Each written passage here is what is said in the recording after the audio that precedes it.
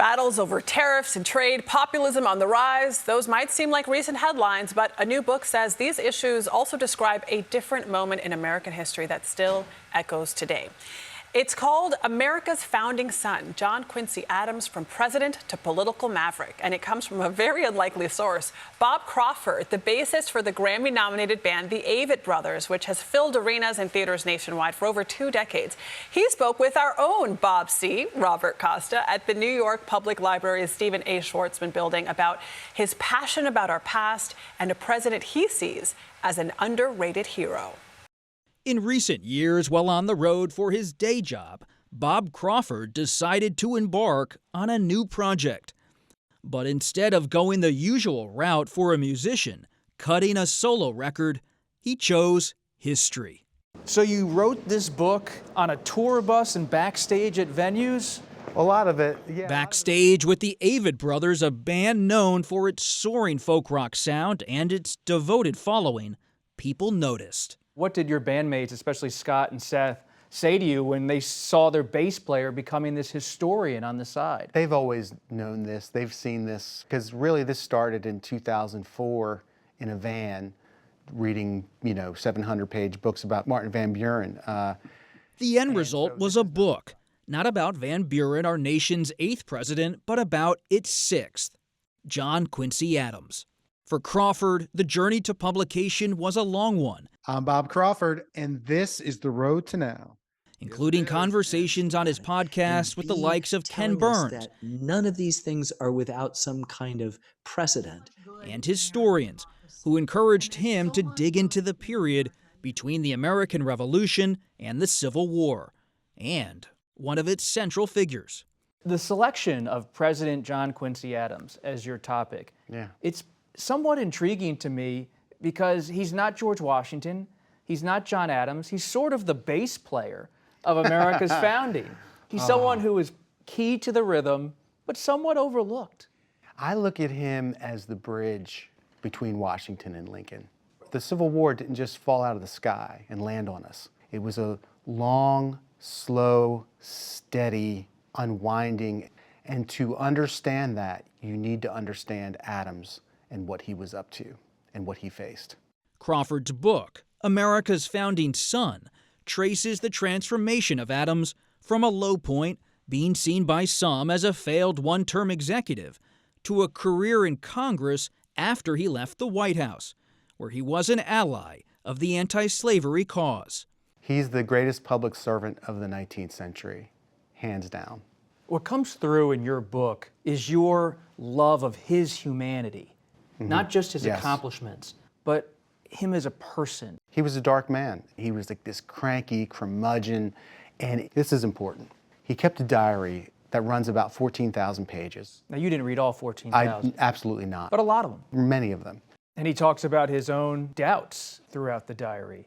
Absolutely. He talks about his depression. The Blue Devil. With the Blue Devils. And you have spoken publicly about how you have a teenager and a daughter with special needs, and your family has dealt with challenges. Adams and his story, inspiring in a way, about how you carry on, how you persevere. I connect with it. I messed around, I wrote a draft for a memoir years ago, and I was like, this isn't ready to be told. I don't know if I ever want to tell this. But with Adams, through him, by focusing on his depression and his suffering, I could connect, and some of me could be in there. How often do people who are on big stages every night come into this New York Public Library to look at John Quincy Adams' letters? Meredith Mann is a curator of manuscripts at the New York Public Library, which houses countless treasures of history, including some documents from John Quincy Adams. So this sort of unassuming pamphlet contains the oral argument of John Quincy Adams before the Supreme Court in the Amistad case. Wow. This is an incredible document because he was a former president arguing before the Supreme Court against the United States. This is the speech that made Adams a hero. He defends these captives of the Amistad. He wins their freedom, and he feels the gratitude of the nation, or at least half the nation. And let's please give it up for Alexis Coe and Bob Crawford.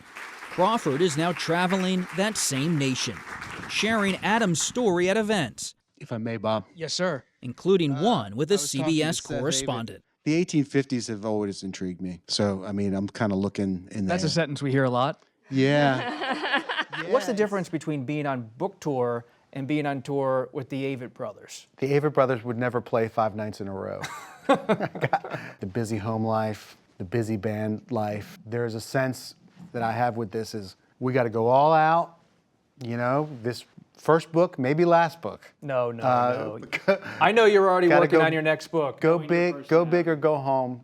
And with the country's 250th birthday just around the corner, Crawford hopes new reflection on John Quincy Adams and his turbulent era can help people better understand America today. Like, we are so messed up. This country, this world, we're like having a nervous breakdown. And when I look back at this period of history, I see the same thing. It's clear as day. There is a comfort, not a peace, but a comfort in seeing the proof that though our technology has advanced in ways that Adams and his generation could not conceive, the human heart is exactly the same. A person's capacity to do immense harm and a person's capacity to do immense good is exactly the same as it's ever been. Same as it ever was, as David Byrne would say. For CBS Saturday Morning, Robert Costa, New York. The two Bobs. It's so fascinating, you know, just the legacy of John Quincy Adams. He was a one-term president, just like his father. Many saw him as a failure, so it's so great to have this book really highlight all of the ways that he's impacted our country and its history. And I love what our Bob said when he said that basically John Quincy Adams was like the bassist, holding down the beat, but not necessarily getting the glory. I love getting to take a look back at things like this because how they ended the conversation where it feels like we're having a nervous breakdown right now. And I think because we've only lived in this time, right? Everything seems, the stakes are so high, but to also go back and you can read a diary of 14,000 pages. That startled me during that package. You can kind of be like, wait, you know what? Things were tough back then. It's gonna be okay. I loved that sort of takeaway from the story. But such a good takeaway. if you want to read it, America's founding son, John Quincy Adams, From President to Political Maverick, is on sale now. Scan that QR code on your screen to buy your copy today.